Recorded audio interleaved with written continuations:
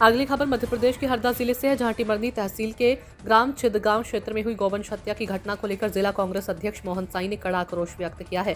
Police अधीक्षक महोदय को ज्ञापन सौंपते हुए बताया कि 26 अप्रैल की रात अज्ञात व्यक्ति द्वारा 6 गायों को रेल पटरी पर बांध दिया गया, जिससे उनकी दर्दनाक मृत्यु हो गई। जिला कांग्रेस अध्यक्ष मोहन साई ने कहा कि घटना को कई दिन बीत जाने के बाद भी अब तक आरोपियों की गिरफ्तारी नहीं होना बेहद चिंताजनक है और पुलिस की कार्यप्रणाली पर सवाल खड़े करता है। इसका साथ ही उन्होंने नगर में लगातार बढ़ रही चोरी की घटनाओं पर भी गहरी चिंता जताई, जिससे आम जनता में भय का माहौल बना है। इस मामले में क्षेत्रीय विधायक अभिजीत शाह ने भी संज्ञान लेते हुए वरिष्ठ अधिकारियों से चर्चा की तथा जल्द से जल्द सख्त कार्रवाई की चेतावनी दी है। उन्होंने चेतावनी दी कि यदि शीघ्र कार्रवाई नहीं हुई तो 7 दिनों में बड़ा घेराव आंदोलन किया जाएगा। वहीं नगर कांग्रेस कमेटी अध्यक्ष सुभाष जायसवाल ने कहा कि नगर में लगातार बढ़ रही चोरी, जुआ और सट्टा गतिविधियां कानून व्यवस्था पर गंभीर सवाल खड़े कर रही है। उन्होंने प्रशासन से मांग की है कि नाबाद गतिविधियों पर तत्काल सख्त कार्रवाई की जाए ताकि आमजन को राहत मिल सके। दोषियों की तत्काल गिरफ्तारी की जाए, पूरे मामले की निष्पक्ष जांच कर सख्त कार्रवाई हो, दोषियों को कड़ी से कड़ी सजा दी जाए। पूछताछ के दौरान मृत रामदास कौरकू के मामले की भी जांच हो। नगर में बढ़ती चोरी, जुआ और सट्टा गतिविधियों पर तत्काल रोक लगाई जाए, अवैध गतिविधियों पर सख्ती से कार्रवाई की जाए। अंत में जिला कांग्रेस अध्यक्ष मोहन साई ने चेतावनी दी कि यदि 1 सप्ताह के भीतर उचित कार्रवाई नहीं की तो संगठन उग्र आंदोलन करने को बाध्य होगा। देवेंद्र चावड़ा की रिपोर्ट। बच्चे का अपहरण हो सकता है, तो इस तरह की चीज़ों को देखने के लिए जवाबदारी हमको तय करनी पड़ेगी और कुछ ऐसा सिस्टम बनाना पड़ेगा तो हम ढूंढ सकें। क्योंकि अगर 5 गौ माता को दिन दहाड़े की हमारी माता है, हम बोलते हैं कि भाई हमको हिंदू राष्ट्र चाहिए, हमारी माता है, हम मानते भी हैं कि हमारी माता है, तो अगर दिन दहाड़े उनको ले आया जा रहा है और बांध के ट्रैक पर रख दिया जाता है और आज घटना के 8 दिन बाद भी हमको ये मालूम नहीं चल रहा है कि किसने वो किया, तो आज हम अंधेरे में तीर ही चला रहे हैं। अब ऐसी ही एक मेरा जी वाला गौ माता वाला होगा। दूसरा पॉइंट ये है कि जो रामदास कौरकू जो थे, है ना, उन्होंने पुलिस कस्टडी में जहर पी लिया, ये कहना है, ठीक है। पुलिस वाला कहना है कि कैसे छूट गया था, पर he suppose to be in your custody, अगर कस्टडी में वो है तो फिर ये आपकी जवाबदारी बनती है। अब वो कैसे गया, कहाँ गया, ये एक जांच का विषय है। तो मैं चाहूँगा कि इस पर जांच होनी चाहिए कि क्या उसको मारा पीटा गया, क्या उसको मानसिक दबाव बनाया गया, है ना। अब उसको अगर जांच के लिए बुलाया गया था तो मैं उसमें सहमत हूँ कि जिस पर शक होगा हम बुलाएंगे, ठीक है।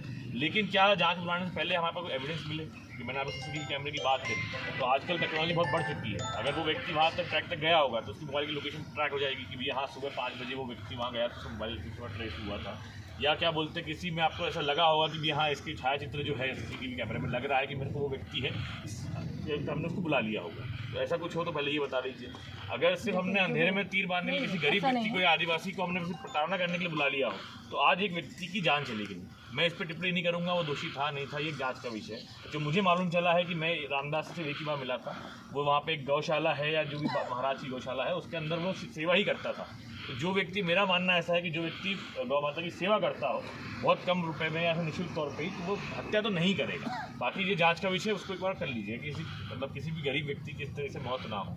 दूसरा मेरा ये था, देखिए इस पूरे प्रकरण में चूँकि एक व्यक्ति के द्वारा जहर खा के आत्महत्या कर ली गई है, तो पूरे प्रकरण की जुडिशियल इंक्वायरी हो रही है।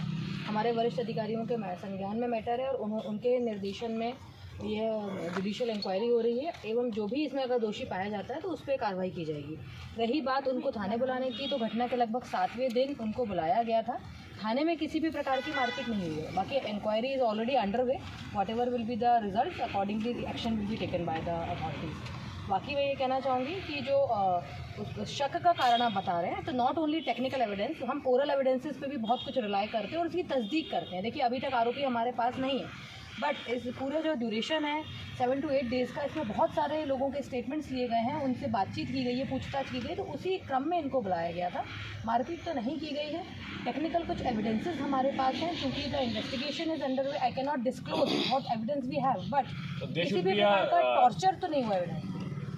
बाकी इंक्वायरी चल रही है, आपके लिए बता दूं, जुडिशियल इंक्वायरी चल रही है, मतलब हमारे पुलिस ऑफिसर्स उसमें इंक्वायरी नहीं कर रहे हैं, जुडिशियल ऑफिसर्स उसमें इंक्वायरी। टाइम पीरियड, एक टाइम बाउंड फिक्स होना चाहिए कि इतने दिन में उसकी इंक्वायरी हो जाएगी। हाँ, कई बार क्या होता है जांच में चीज़ें जाती हैं और वो महीनों तक, सालों तक पड़ी रहती है, पेंडिंग रह जाती है। आप वरिष्ठ अधिकारियों से एक बार चर्चा कर लेंगे। और तीसरा ये है कि हमारे टिमरनी शहर में चोरियाँ बहुत हो रही हैं। यहाँ पे सट्टा जुआ चल रहा है, अवैध शराब भी बिक रही है ना। अब पुलिस को सब पता है, ऐसी बात नहीं पता है। अगर आप देखो 4 खिड़ावा बिक रहा है, खिड़की वाला बिक रहा है, जो छिदगांव मेल है वहाँ पे अवैध शराब बिक रही है। टिमरनी शहर के अंदर लोकल सट्टा और क्या बोलते हैं वो लिखते हैं, क्या लिखते हैं, वो चल रहा है।